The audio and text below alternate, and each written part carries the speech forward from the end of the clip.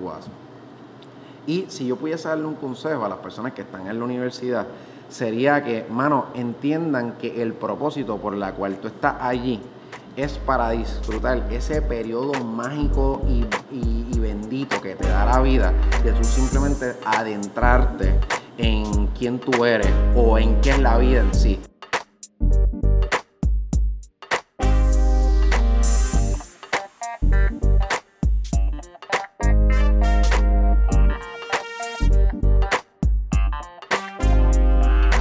¿Qué es la que hay, familia? Mi nombre es Jason Ramos y les quiero dar la bienvenida a Mentores en Línea, un podcast donde toda la semana hablamos con empresarios e influencers responsables por las marcas más destacadas a través de las redes sociales, para que así conozcas quiénes son tus mentores en línea.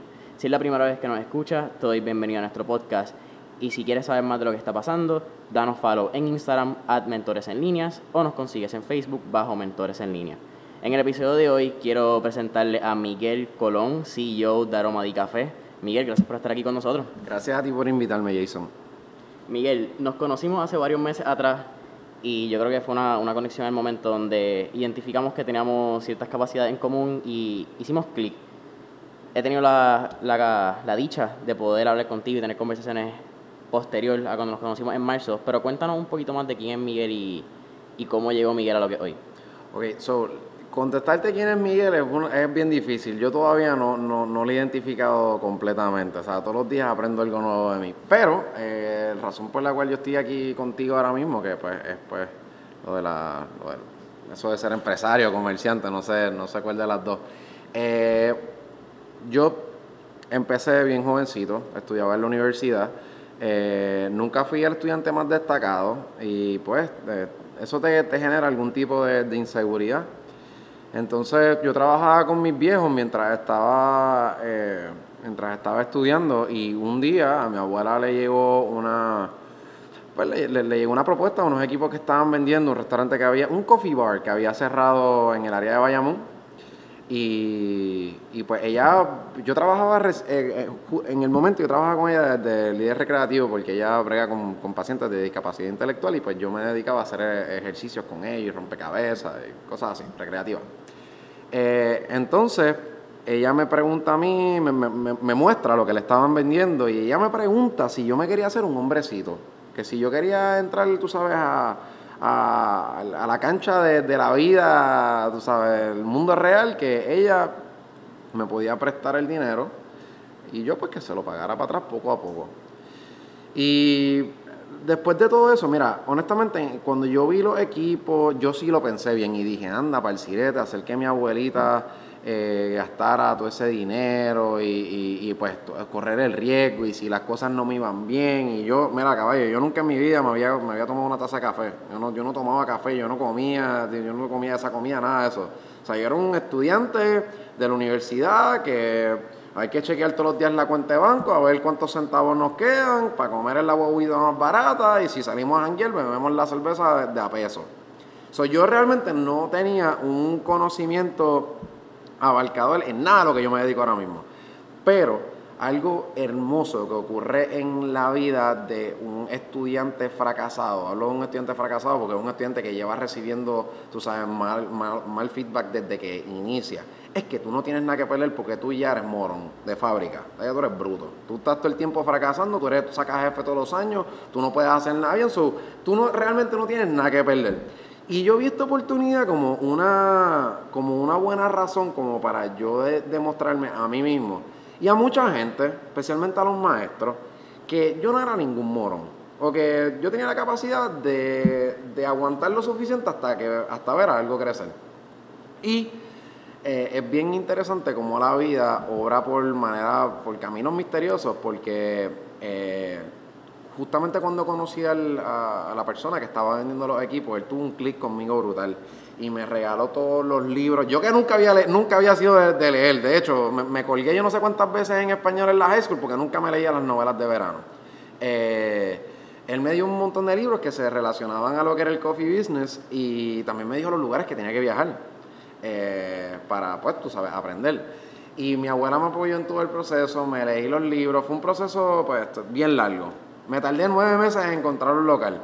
Pero cuando por fin lo encontré en el lugar correcto. Los landlords estaban, o sea, creyeron mucho en mi idea.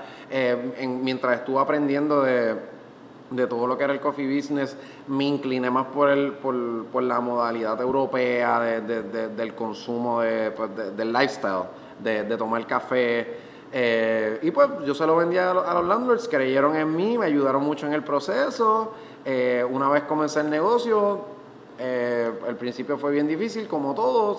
Ya esa parte sería súper aburrida contarla porque es la misma historia de todo el mundo. Empecé, no me fue bien, lo intenté 200 veces, hasta que eventualmente encontré cuál era la fórmula que funcionaba y mágicamente todo empezó a salir mejor después, ¿sabes? Es así, pero no es que no es que todo empiece a salir bien, es que tú empiezas a cogerle el gusto a la montaña rusa. De repente que te vaya súper bien y de repente baja y sube y baja y sube y baja y de repente o sea, como que te vuelves adicto a la inestabilidad y sigue. ¿Te gusta el juego? Sí. Mencionaste viaje, mencionaste que cuando tuviste este clic con la persona que te vende inicialmente, te pregunto, ¿a qué edad comienza esta visión de un coffee shop y a qué edad pasa este momento cumbre donde sale Miguel? Excelente pregunta. Yo firmé el contrato el contrato de compra y venta lo firmé con mi abuela en septiembre 4 del 2014. Ahí fue cuando compramos los equipos. Luego de eso, yo me tardé como 9 meses en encontrar un local. En medio de esos 9 meses yo viajé para Portland y estudié o sea, cogí un curso en una escuela bien reconocida ya de barista, que de hecho la escuela queda dentro de un coffee shop. Como que la escuela es un speakeasy dentro de uno de los coffee shops más destacados de allá. Tú entras, piensas que estás en el coffee bar, de repente entras por una puerta que te lleva a un lugar completamente aparte con un montón de máquinas de espresso y pupitres. O sea, de verdad que fue una experiencia brutal. Una academia. Sí, en Water Avenue Coffee, por allá. Y pues tuvo una buena base del respeto que tú le tienes que tener a esa taza de café. O sea, una buena base del proceso, del proceso de cultivo, de todo. O sea, una buena base de cómo se supone, cuáles son las medidas y los procedimientos que deben realizarse antes de tú tener la babilla de servirle una taza de café a una persona. Porque sí es una babilla. Alguien te está pagando a ti confiando en que tú sabes suficiente como para satisfacerlo. So, esa escuela te enseña a respetar la semilla, te enseña a respetarla muy bien. Y una vez regreso para Puerto Rico, en ese tiempo me hice novio de una muchacha que los papás tenían una revista y me sumergí mucho en lo que era el diseño, en lo que era pues los estilos de vida en sí, y me dio por inclinarme mucho al europeo y quería como que buscar este link entre el diseño y el lifestyle europeo con el café, que de por sí, papi, nosotros vendemos expreso porque a los italianos les dio la gana de mejorar la máquina y tener un montón de coffee bars por allá y verdaderamente ellos prácticamente fueron los que implantaron la cultura, porque en territorio americano quienes proliferaron eso de tomar expreso, y creo que se lo debemos a Starbucks, y si has leído la historia de Howard, pues sabemos que él se influenció en Milano, so le debemos mucho respeto a Italia. Y pues yo quise coger las influencias de allá con lo que había aprendido en los Estados Unidos y pues montar mi primer coffee bar aquí en Guaynabo, Metro Office Park. Metro Office Park, primera tienda, hace 4 años ya. Miguel que comienza hace 4 años al Miguel hoy en día. Si le pudieras decir una cosa, ese Miguel de hace 4 años al Miguel de hoy, ¿qué sería? Wow, qué pregunta más brutal. Creo que el Miguel de hace 4 años sabía mucho menos de él mismo de lo que sabe el de ahora. Es decir, esto de la vida de uno ser comerciante o ser empresario, como le quieras decir, es algo más de creatividad, de sobrevivencia. ¿Cuánto tú puedes hacer que tu idea sobreviva ante la idea de que nada está funcionando? Hace mucho tiempo atrás yo le tenía mucho miedo a que las cosas que yo hiciera no funcionaran. hace 4 años. En estos momentos de mi vida he aprendido a hacer que cuando yo quiero algo, aguantar la idea lo suficiente hasta que sobreviva. Porque todas las ideas que uno tiene, o sea, tú sabes, son partos.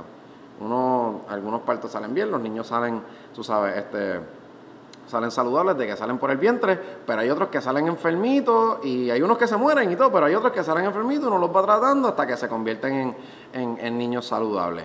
Pues hace 4 años atrás yo le tenía miedo a que las ideas salieran mal. Hoy día te confío más en mí en cuanto a las decisiones que tomo y a las cosas que quiero crear. Y también hace 4 años atrás era una persona que tal vez no tenía tanta empatía con las otras personas. Y yo creo que las 2 cosas que más me ha enseñado el proceso empresarial ha sido tanto hold on to what you believe, tú sabes, tú no estar todo el tiempo consciente de que lo que tú quieres es lo que es y tienes propósito y misión detrás de todo lo que tú quieres, que siempre sea para bien y para el beneficio de los demás, no para el tuyo. Y lo otro que aprendí un montón es la empatía. ¿Sabes? Antes de yo proponer algo o mandarte a hacer algo, pues yo saber cómo tú te sientes. O yo tratar de identificar antes de eso cómo tú te sientes, cómo tú eres como ser humano y cómo tú puedes receptar la información que yo te estoy llevando. Y si de repente veo que hay algún tipo de distorsión en tu reacción o en tu manera de... En tu reacción, no, en tu emisión. ¿Qué es mi emisión? En tu recepción. Si de repente tú no te sientes bien con lo que yo te estoy pidiendo o de la manera en que yo te estoy exponiendo mis pensamientos y hay algún tipo de reacción o hay disgusto dentro de lo que tú estás escuchando, pues he aprendido a respetar eso. Y no tan solo respetarlo, sino que cuando, tú sabes, volviendo a repetir lo que estaba diciendo ahorita, que cuando envío o quiero que alguien haga algo por mí, pues buscar la manera en que lo que yo pida no vaya en contra de los valores de la persona, ni tampoco haga a las personas sentir mal. Es decir, que ese método de empatía que hablan todos los libros de liderazgo, no tan solo lo he aprendido dentro de los libros, sino que la vida me ha obligado a ejecutarlo, que todavía no soy ni tan buena en eso, pero aprendo todos los días. Y sé que de hace 4 años para acá, ahora tengo una idea mucho más amplia pues tú sabes, de cómo tú debes de solidarizar con los seres humanos. Eso está cabrón.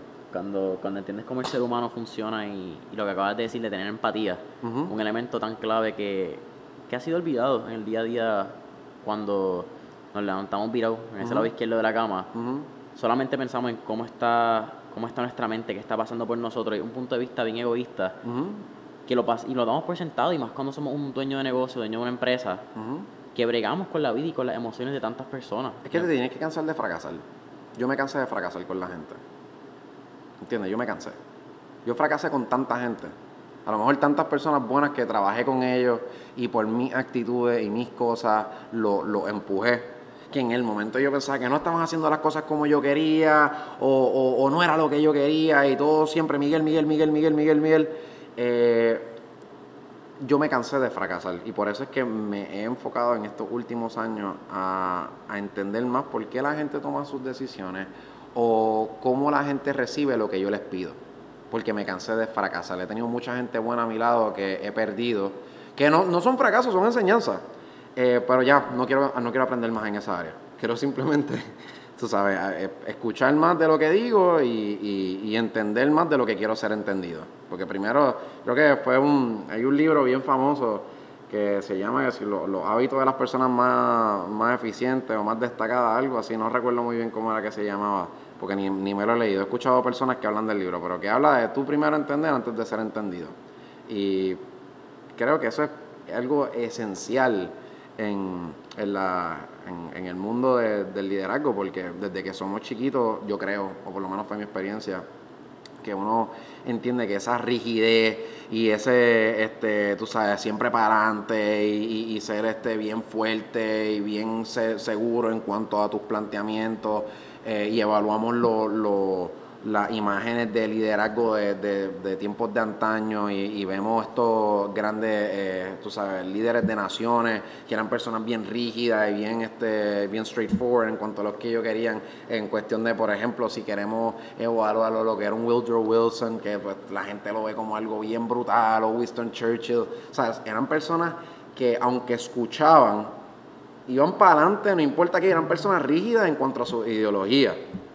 Y entonces, pues obviamente estudiamos de ellos en la historia, pensamos que esa tenacidad exagerada, que es muy buena, pero en estos tiempos hay que digerir un poco la información. Y yo por lo menos me cansé de decirle las cosas a las personas como yo quiero y de hacer las cosas como yo quiero para realmente perder la gente. So, yo creo que, pues, terminando esta pregunta, que he tomado más tiempo del que se supone, porque tal vez ha sido algo que a mí me ha marcado mucho en el proceso, he aprendido a primero entender antes de ser entendido. Y pues, sí, definitivamente esas son las cosas que más aprendí en estos últimos 4 años. Estamos ahora mismo en Aroma y Café en Metro Office Park. Hablas de la experiencia, hablas de la cultura y de respeto que hay que tenerle a lo que es realmente una taza de café. Uh-huh. Hablaste de Starbucks también, cómo Starbucks ha traído a los Estados Unidos esta magia del expreso y consumir un café. Uh-huh. ¿Qué para ti es el estilo de vida, qué es realmente una taza de café y qué significa una taza de café para Miguel? Mira, para mí una taza de café es un compositor de momento. So, si tú que también lo puede ser el vino o lo puede ser un trago, pero lo que hace una taza de café especial es que es una manera consciente, es una manera elegante, es una manera conservadora de tú compartir con una persona. Porque no necesariamente tú te tienes que tomar un café con tu abuela. Tú te puedes tomar un café en una reunión de negocio, puedes tomarte un café tratando de conocer a alguien. Y el toque de un café hace de todo algo más consciente, porque pues, obviamente la cafeína te mantiene despierto, te mantiene bien enfocado. Hasta de la manera en que se expone, de que se presenta el trago, es bien lindo, o sea, tomarte un cafecito y aguantar el platito y la taza, hace toda una experiencia bien elegante. So, yo creo que el café es un compositor o algo que inicia, que le corta la cinta tal vez a un momento bien especial.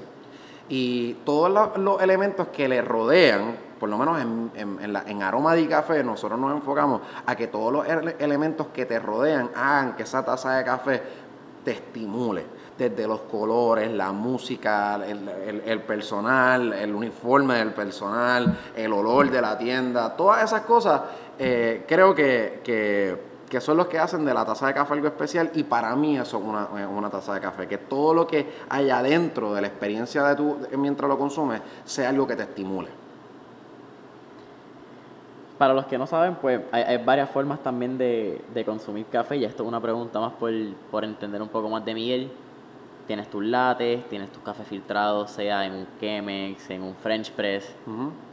¿Cuál para ti es la experiencia sensorial más gratificante en el café? ¿Cuál de esas maneras de poder colarlo tú piensas que realmente te trae una felicidad, una gratificación? Pues yo creo que el expreso. El expreso, sé que últimamente la gran mayoría de las personas han estado más curiosas en cuestión de la manera en que se procesa. Los hipsters nos están atacando. Sí, nos están atacando, que son, pues tú sabes, unos consumidores bien interesantes porque son muy curiosos. Pero yo soy una persona clásica, mano, desde lo que consumo hasta lo que vendo. Me gusta todo lo clásico, y obviamente darte un expreso, un demitazo hablando con alguien es algo que... O sea, la intensidad de sabor de un expreso creo que es una que un café filtrado colado nunca te va a dar. Aunque en un café filtrado colado tú puedes entender tal vez más el origen del café, porque puedes tener una experiencia más abarcadora en cuanto a todos los sabores. El expreso simplemente es un extracto de aceite, pero esa intensidad de sabor es la que a mí me gusta. La crema, Sí. creme de la crema. Antes de empezar a grabar el podcast, tuvimos una mini sesión podcarística, por ponerle un nombre ahí al garete. Y estábamos hablando de la importancia de la educación y la importancia de reconocer cuál es tu posición como estudiante al momento de entrar a la universidad. Actualmente yo estoy cursando el 3er año en la Universidad de Puerto Rico y puedo entender mucho de lo que estábamos hablando porque no solamente lo reconozco en mí, lo reconozco también y lo puedo identificar en varias de mis amistades cercanas. ¿Cuán importante ha sido el rol de la educación universitaria y qué te brindó, que era la conversación que estábamos hablando, y qué le puedes recomendar a estos jóvenes que están todavía en la universidad tratando de buscar un norte que no está definido? O que no ha sido definido por ellos y quizás maybe por los padres o roles externos que han influenciado. Sí, eso es bien importante. Para contestarte la pregunta tengo que hablarte un poquitito de mi background en ese aspecto. Como te dije ahorita, yo nunca fui un estudiante muy destacado. De hecho, desde 6º grado hasta 4º año me colgué todos los años. Cogí verano todos los años. 4º, 6º, 7º. Un montón de veces cogí verano. Entonces, eso te crea entonces cada vez que sacaba malas notas, o sea, los castigos en casa eran brutales. O sea, como si uno siempre tiene la culpa de no ser eficiente en la escuela. Y, mano, si yo pongo a darle para atrás al tiempo, yo realmente no era un estudiante tan fracasado, porque yo en 9º grado tenía un negocio de limpiar carros en la urbanización. Tenía un carrito de golf y yo me iba por toda la urbanización a limpiar los carros y me ganaba un pesito. En 10º grado tenía 2 puntos de dulce en la escuela, porque en mi escuela no se podían vender chicles y yo tenía un vendedor en high school y un vendedor en intermedia que pues obviamente distribuía y al final del día hacíamos el corte. Y entonces yo identificaba que en la escuela todo el mundo tenía el pelo largo, la escuela no te permitía tener el pelo largo, yo tenía un kit de recortar y yo recortaba a las personas en la escuela, obviamente eso es oferta y demanda, brother. Es oferta y demanda. Eso me costó una casi expulsión en la escuela. Y obviamente no tenía buenas notas, parecía como si fuese un delincuente o una persona que quería estar por encima de la norma. Y lo puede ser, pero fueron maneras distintas de identificar los talentos.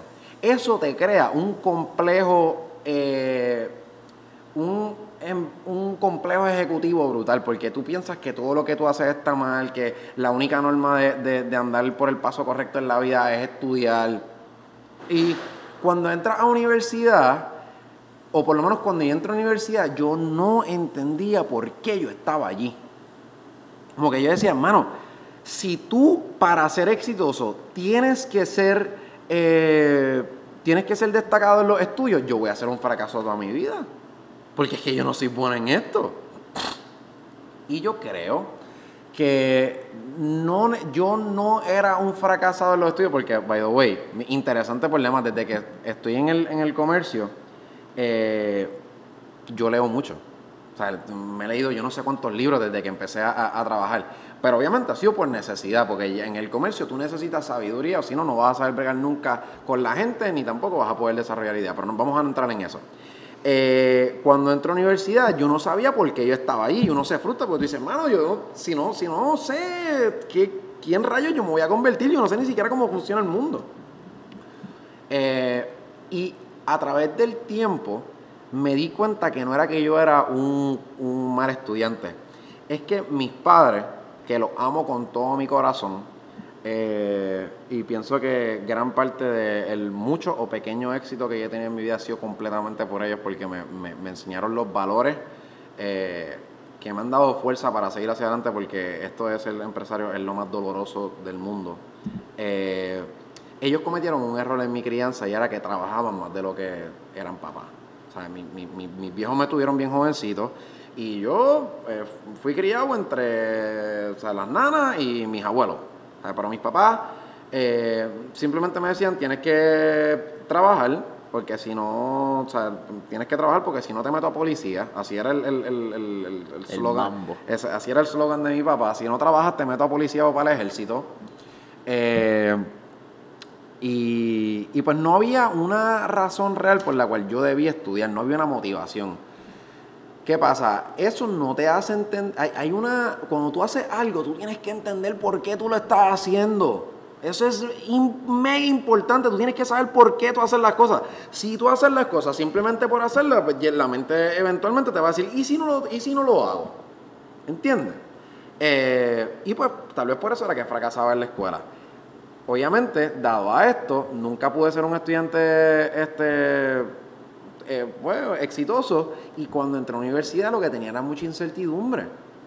So, tal vez para bien, yo le dije que sí a mi abuela cuando ella me ofreció lo de los equipos, porque es que ya yo me sentía tan porquería y tan basura, porque no había sido un buen estudiante cuando se supone que eso fuese lo que me llevara al éxito, que me llevó a adentrarme en un mundo muy rudo para la edad que yo tenía, que gracias a Dios, las maneras rígidas de crianza que yo tenía me han permitido sobrevivir en lo que hago. Pero flaco, yo no creo que esto es algo para todo el mundo, ¿entiendes? No creo que es algo que mucha gente pudiese aguantar. Y la universidad es un proceso, es un momento en la vida precioso para tú simplemente entender que por eso, by the way, te estoy diciendo esto ahora porque pensándolo bien, yo no fui destacado porque, como te dije, mis papás nunca me enseñaron por qué yo debía estudiar. ¿Para qué eran los estudios? Para ser un profesional. ¿Cómo que para ser un profesional si yo ni siquiera sé qué yo quiero ser? O sea, yo no, es casi imposible tú entender qué tú quieres ser en la vida cuando tú no has vivido. ¿Cómo tú puedes saber qué tú quieres ser en la vida si tú no has vivido? Tú simplemente vas para la escuela a coger unas clases que tú ni siquiera sabes por qué te las están dando para hacer un yo no sé qué. O sea, no sabes el propósito, no hay un porqué detrás de todo, que tienes que ser profesional porque si no vas a ser policía. Loco, ¿qué rayo de motivación es esa? ¿Qué capacidad tiene un niño para entender esa estupidez? Y obviamente se escucha fuerte ahora, porque tal vez hay un sentimiento de culpa detrás de todo eso, pero la realidad es que eso no es una razón que hace despertarle una chispa en el cerebro a los jóvenes. Te hacen trabajar a raíz del miedo en lugar de la creatividad. Y pues obviamente es lo que me llevó a ser tan precipitado en la universidad y coger la primera oportunidad que tuve para poder desarrollar algo, porque era desesperación.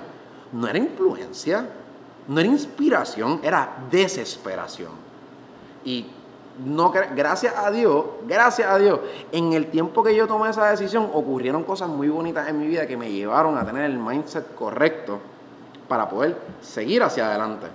Gracias a Dios. Pero yo no creo que todo el mundo cuenta con la misma suerte. Y tampoco no soy muy creyente que tú le apuestes toda la suerte así porque sí. Hay que tener buenas intenciones detrás de lo que tú haces. Y si yo pudiese darle un consejo a las personas que están en la universidad, sería que, mano, entiendan que el propósito por la cual tú estás allí es para disfrutar ese periodo mágico y bendito que te da la vida, de tú simplemente adentrarte en quién tú eres o en qué es la vida en sí. Porque es que, caballo, el mundo fuera universidad es feo, o sea, cuentas a pagar, créditos, préstamos, tú sabes, incertidumbre todo el tiempo, no es nada bonito. Y cuando tú te precipitas a este mundo de la vida real, estás eres tan propenso a tomar tantas malas decisiones y a sufrir tanto. Porque es que no entiendes por qué hacer las cosas, no entiendes la vida, no entiendes quién tú eres. Yo he identificado quién yo soy en medio de este proceso de tener el negocio, porque el negocio ha sido mi universidad. Pero Jason, te soy honesto, ha sido un proceso demasiado doloroso. Que yo no creo que si no hubiese sido, como te dije, por la crianza rígida que tuve de mi papá, yo no sé qué es lo que veo constantemente en la calle. Las personas no tienen los resultados que quieren al tiempo que quieren y se frustran y por eso es que estamos teniendo tantos problemas sociales, porque hay yo creo que las personas son muy blandas, pero tal vez es por eso mismo, porque el proceso de crecimiento no fue tan rígido. Y yo no soy quien para decirle, tus papás te criaron bien o te criaron mal. Yo no soy quien para hacer eso.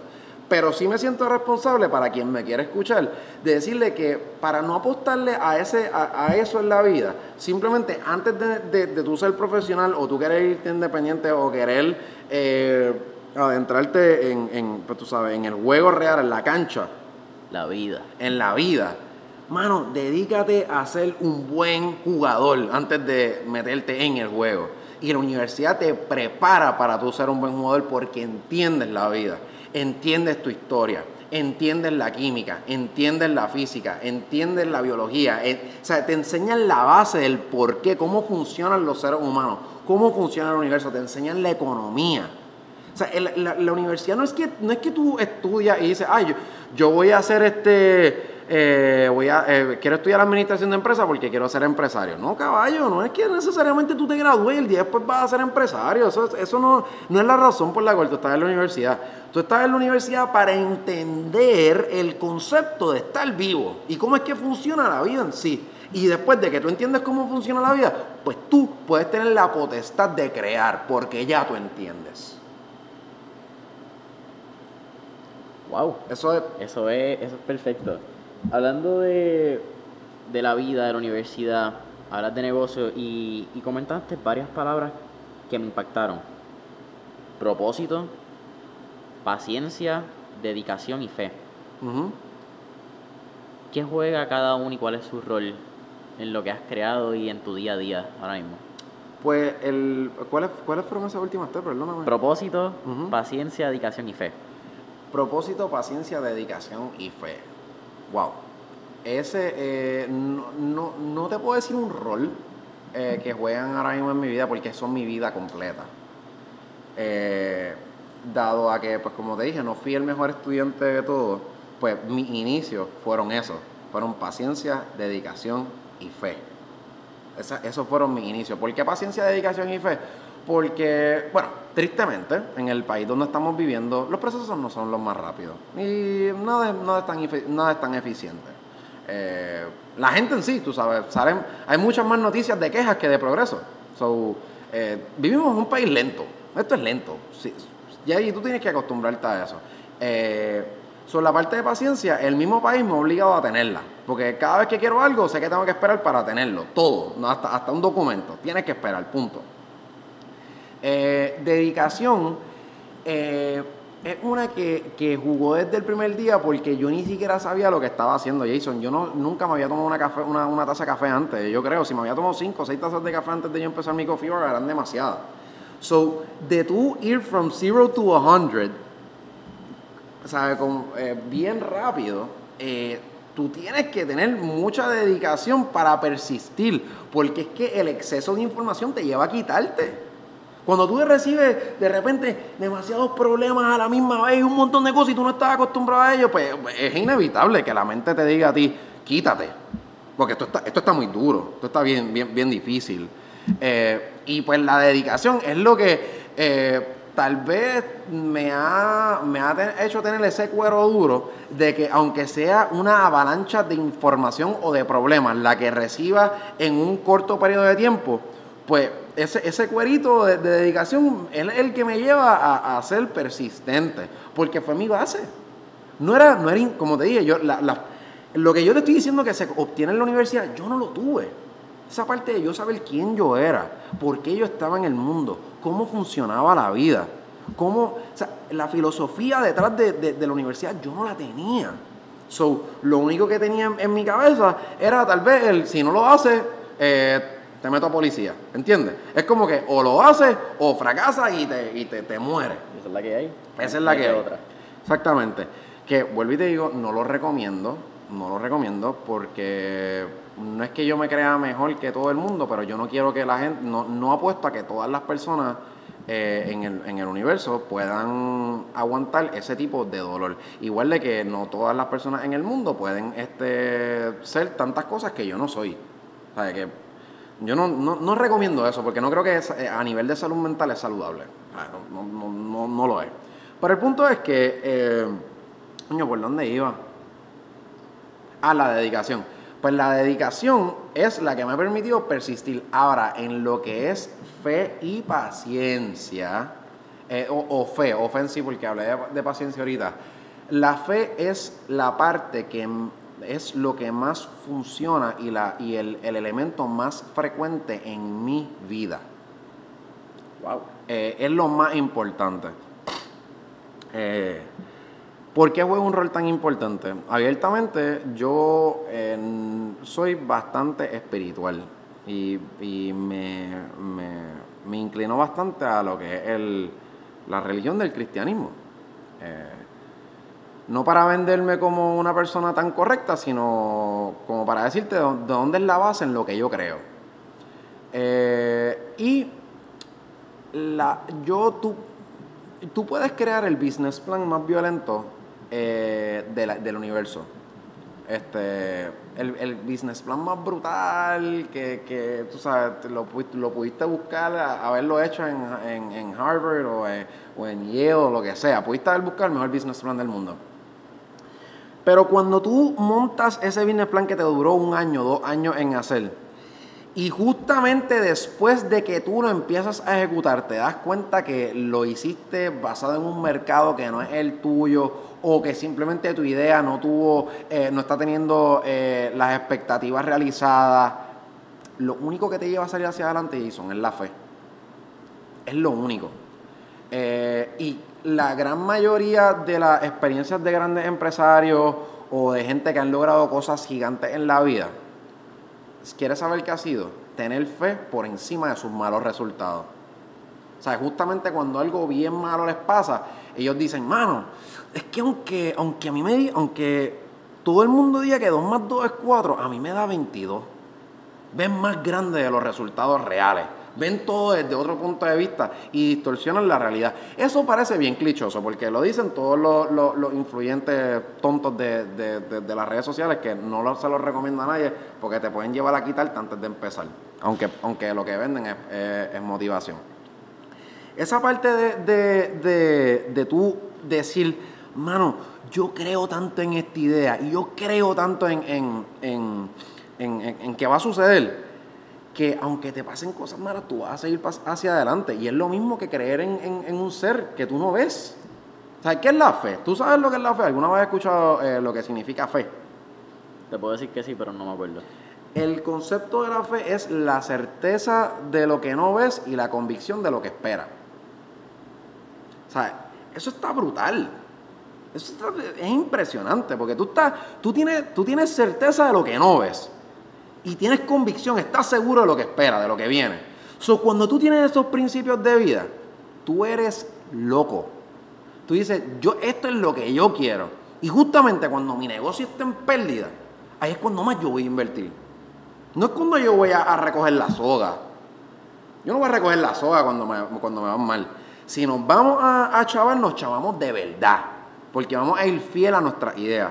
Vamos a ir fiel a nuestra visión. Vamos a ir fiel a nuestros principios. Vamos a ir fiel a lo que nosotros sabemos que la compañía se va a crear, se va a convertir.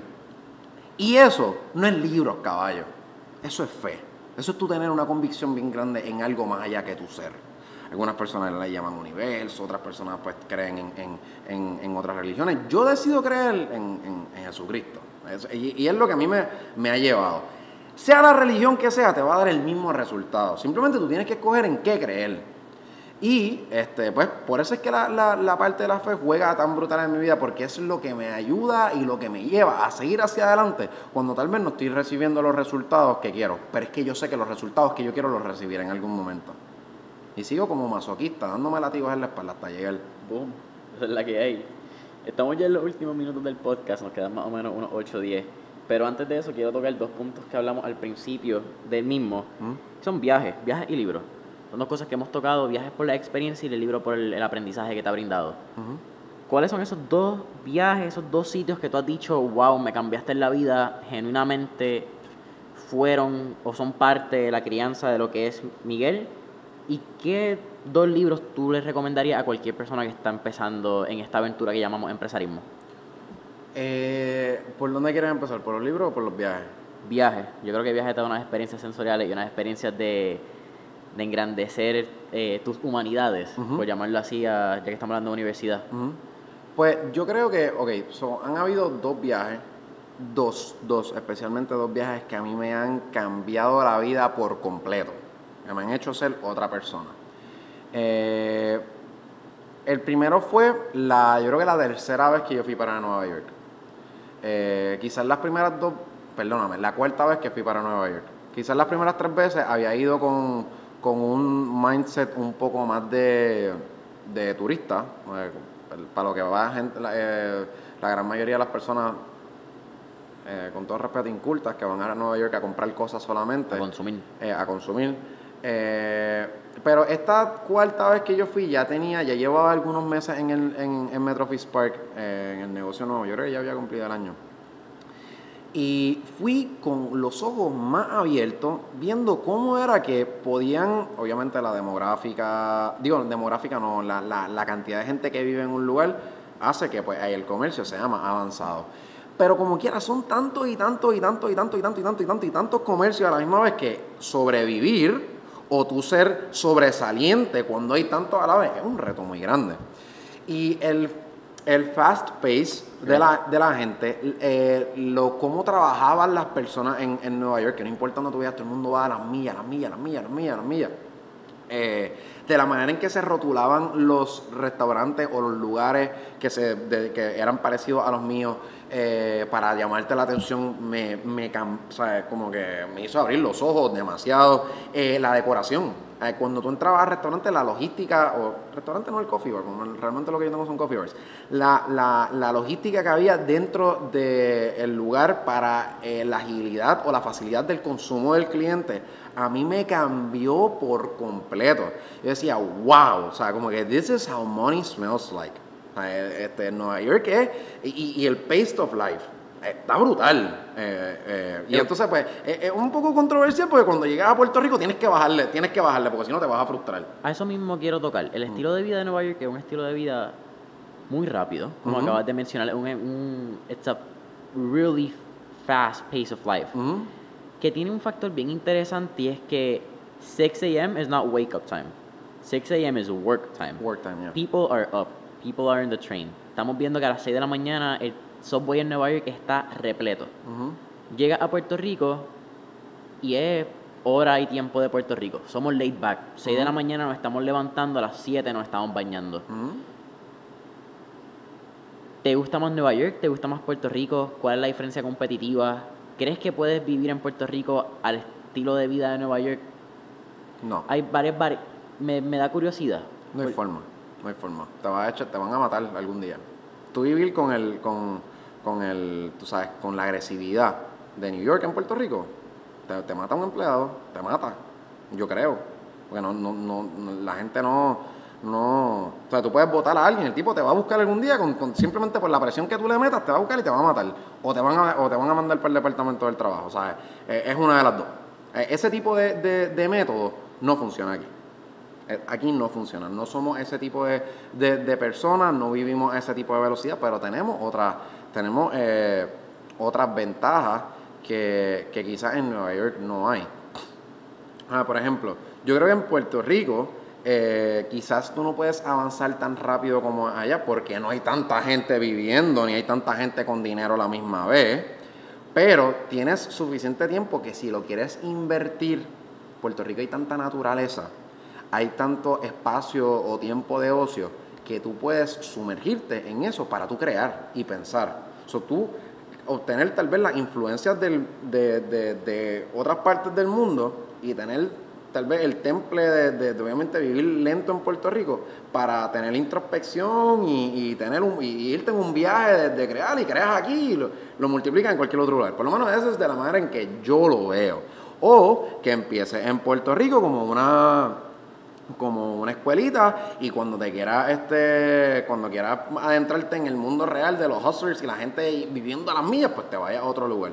Pero implementar tal vez la hostilidad de trabajo y obviamente el darle bien duro a los muchachos para que trabajen bien brutal, ¿sabes? Eso no, por lo menos no es algo que yo les recomendaría a la gente que hiciera. Tal vez cuando vine allá, pues vine con esa mentalidad y no traté bien a mi equipo de trabajo y perdí mucho, ¿entiendes?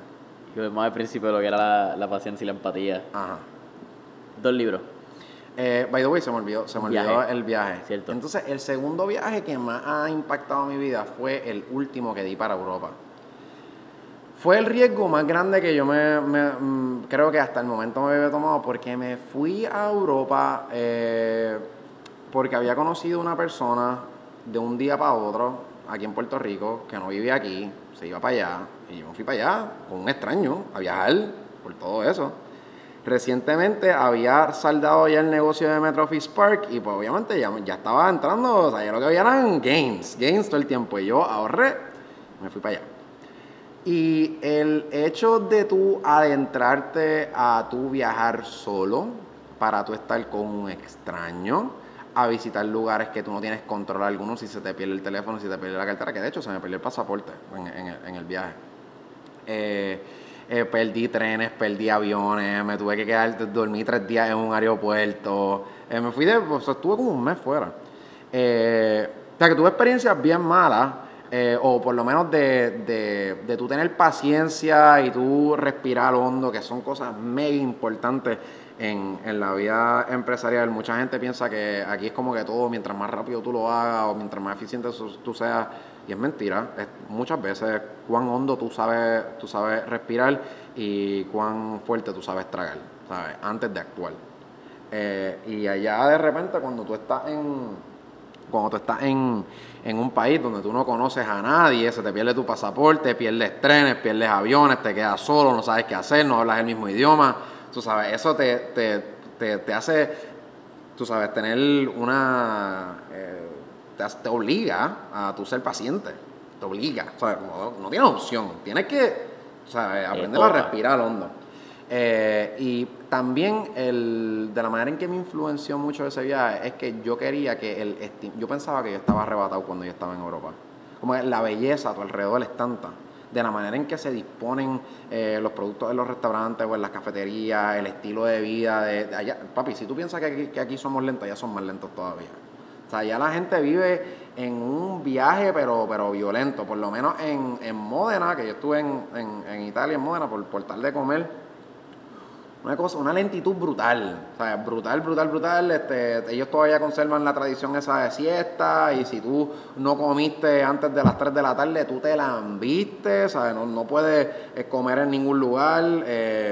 Ellos sí son bien lentos, pero la belleza que te rodea, el arte, la historia, los paisajes, la gente. By the way, esa parte es bien buena, la gente. Pienso que la gente en Puerto Rico es excelente. O sea, el hecho de que aquí todo el mundo siempre tiene una historia que contar, todo el mundo tiene algo que hablar, todo el mundo es caliente. Es una que, aunque el drive de trabajo no sea ese, tal vez el tuyo como persona, como somos llenos de emociones, una vez le transportamos la emoción a lo que hacemos, podemos tener excelentes resultados a través de. Aparte de que estar en Puerto Rico es tan difícil porque hay tan poca gente con chavo y el gobierno es tan eficiente que cuando tú tienes tú sabes, ese drive de tú ir siempre para el frente, cuando todo te va para atrás, papi, tú te metes en un lugar donde la gente sí sea, donde pues la gente sí sea eficiente y el gobierno sea eficiente y haya mucha gente con chavo y puedes dar el palete de la vida. No sé, todavía no he vivido esa etapa, espero vivirla en algún momento. Eso viene ya mismo. Pues en ese viaje yo dije, wow, ese estímulo, ese viaje en el que yo sentí que yo estaba completamente sobrio, yo creo que casi ni bebí en todo el viaje, te lo juro, o sea, yo veía simplemente toda la belleza alrededor de Bolonia, de Milano, de Módena, de Venecia, de Alemania, ¿sabes? Mientras estuve en todos esos lugares, yo decía, de Praga específicamente, Praga es brutal, la gente más apestada del mundo, no hay nada que hacer, pero es tan lindo. Y hay conciertos de música clásica cada rato, que eso sí te lo disfrutaba un montón.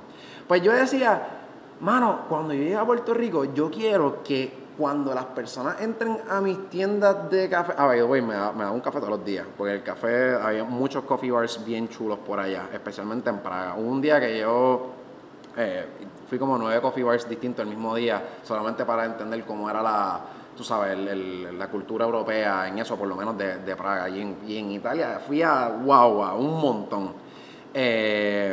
Pues yo decía, cuando yo llegue a Puerto Rico, yo quiero ver de qué manera yo puedo transformar mis coffee bars a darle esta sensación.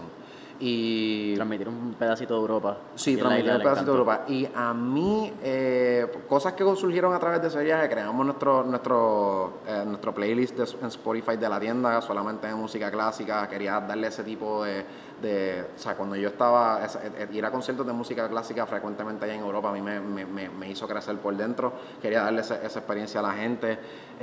Los colores de la tienda cambiaron un poco, quería que se pareciera bastante pues, la escenografía de muchos coffee bars en Praga, que me inspiraron bastante. Y me llevaron a de verdad querer, cuando ya regresé del viaje, fue que empecé a hacer los planes para abrir el otro negocio, porque el hecho de yo ver que el mundo era tan grande, yo dije, yo necesito esparcirme para hacerle llegar a todo el mundo esta sensación tan linda que yo sentí mientras estuve en Europa. Así que esa es la importancia. En New York fue el trabajo, o sea, el hustle, el dinero, tú sabes, la vida rápida. Y en Europa fue el arte, la belleza, el estímulo que yo le quiero transmitir a todas las personas que me den la oportunidad de tener algún tipo de influencia en sus vidas cuando van a consumir una tacita de café. Wow. El trabajo y el arte. Qué cosa, ¿verdad? Que normalmente uno los ve tan separados. Y en este es lo que hace ese fire spot, es lo que hace Aroma de Café y lo que hace ¿Quién es Miguel? 2 libros. El número 1 tendría que empezar con uno que cambió mi vida completamente. Fue uno que se llama A New Earth, de Eckhart Tolle.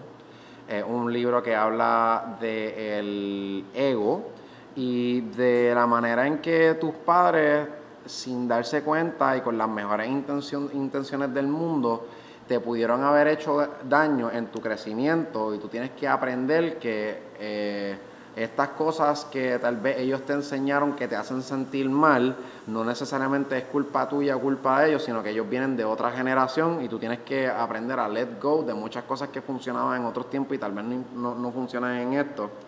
Es un libro que te ayuda a entender más a las personas y entender por qué tantas personas tienen problemas de reacciones, de dónde vienen las reacciones de la gente, cómo es que piensan los seres humanos y el efecto negativo que tiene esa personalidad ficticia que tu imaginación crea, que es lo que le llamamos el ego. Y una vez yo entendí a capacidad, este sentimiento que mucha gente tiene, o esta personalidad ficticia que mucha gente tiene, me ayudó a entender mejor tanto a mi equipo de trabajo como al cliente, como a la gente en sí, y ser un poco más pausado y menos imponente en cuanto a mis planteamientos. Antes yo era una persona embriagada con el ego. Pensaba que lo que yo decía era lo que era y tenía que ser, y es parte de ser joven, hermano. O sea, los jóvenes, yo creo que tenemos tanta incertidumbre de lo que es la vida, de que tratamos de crear nuestras propias teorías, nuestras propias cosas, y creamos estas personalidades de embuste con tal de sentirnos identificados con algo. Y pues obviamente la madurez te va poquito a poquito, de esa perla te hace un diamante, te va puliendo poco a poco. Y pues el libro A New Earth a mí me ayudó mucho a identificar el ego, a ser más abierto en cuanto a las ideologías de otras personas y a estar más conectado con el mundo en sí, ¿sabes? Eso fue. El segundo libro que tal vez a mí me hizo tal vez cambiar, o que me ayudó mucho en cuestión a lo que estoy haciendo ahora mismo, creo que fue un libro que lo leí en español, originalmente escrito en inglés, se llama El Desafío Starbucks. Lo escribió Howard Schultz y fue en el tiempo donde Starbucks, yo creo que fue en el 2008, no recuerdo muy bien, lo leí hace más de un año, cerró todas sus tiendas. Estaban teniendo un problema de operación y en el momento Howard no era el CEO. Y él volvió a ser CEO en ese tiempo y reestructuró la compañía, tomando el riesgo de cerrar todas sus tiendas. Y tú me dices, mano, una compañía pública que se tome ese riesgo de hacer eso, que van a pensar los accionistas, bla, bla, bla, bla. Y el tipo hizo eso con las mejores intenciones del mundo. Él dijo, yo estoy muy claro de cuáles son los core values, ¿sabes? Cuáles son los valores, la esencia de la compañía. Yo sé cuáles son y no es lo que la compañía está dando ahora mismo. Nos hemos enfocado demasiado en expandir, demasiado en retener y hemos invertido muy poco en mantener lo que a nosotros nos dio éxito realmente, que era, pues, obviamente, ese amor detrás de una taza de café. El tipo se tomó el riesgo de cerrar todas las tiendas, adiestrar al personal nuevamente y, hermano, yo no te tengo que decirlo ahora mismo, o sea, ellos tenían éxito en aquel momento, pero ahora mismo Starbucks tiene 29,000 tiendas, es una compañía que las acciones están subiendo constantemente, y pues ese libro a mí me ayudó mucho porque me enseñó que cuando tú tienes valores buenos, cuando tienes propósitos buenos y una misión bona fide para el mundo, tú tienes que seguir siempre lo que está bien, aparte de lo que te represente dinero o aparte de lo que te represente retorno. O sea, solamente enfocarte en hacer lo que está correcto, en lo que sea del beneficio para los demás y no beneficio para ti. Y siempre que estás, o sea, que el enfoque tuyo está en lo positivo y en lo que sea equitativo, pues las cosas tiran bien. Y por eso es que esos dos libros a mí lo que es identificar que cuando yo me molesto con alguien muchas veces es un problema de ego y que cuando las cosas no me salen bien simplemente tengo que pensar en lo bueno que quiero hacer por el mundo para persistir, pues no creo que pueda identificar los otros dos libros que me hayan influenciado más. Miguel, hemos llegado al final del podcast, pero antes de finalizar, quiero cerrar con 2 preguntas para conocer un poquito más de Miguel y hacerlo un poquito más divertido. Uh-huh. La primera es, si tuvieras que escoger una época en esta vida, en esta historia, y volver a nacer en ella, ¿cuál sería? Los 60. Los 60. Los 60. Summer of 69. Yo me escogiera los 60 simplemente por la música. La música de los 60 es mi música favorita, tanto el folk de los 60 como el jazz de los 60. Mis artistas favoritos verdaderamente son hay una mezcla en mi playlist en mi playlist de la tienda no, pero en mi playlist personal hay una mezcla bien grande entre Chet Baker y Bob Dylan, demasiado brutal. O sea, son las personas que yo más escucho. Y también que todos los problemas sociales que hubo en los 60.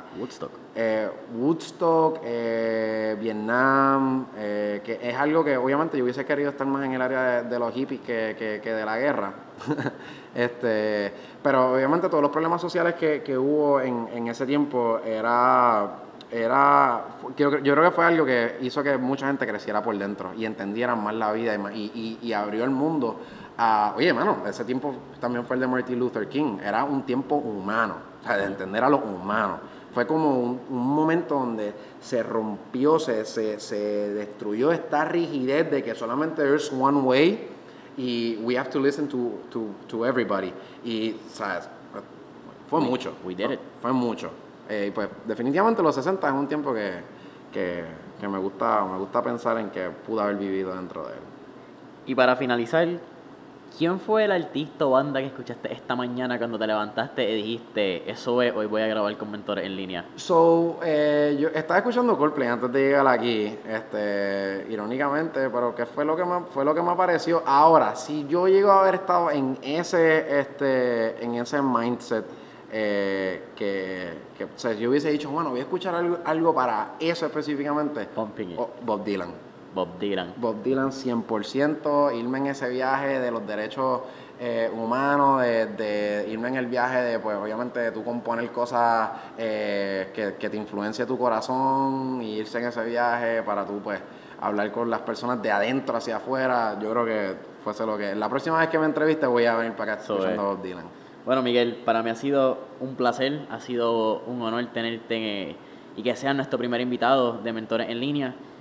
Si no conocen lo que es Aromadicafé, pueden conseguirlo en las redes sociales, específicamente Instagram, @aromadicafé.pr. Recuerden darle like, darnos follow en Mentores en Línea y nos vemos la próxima vez.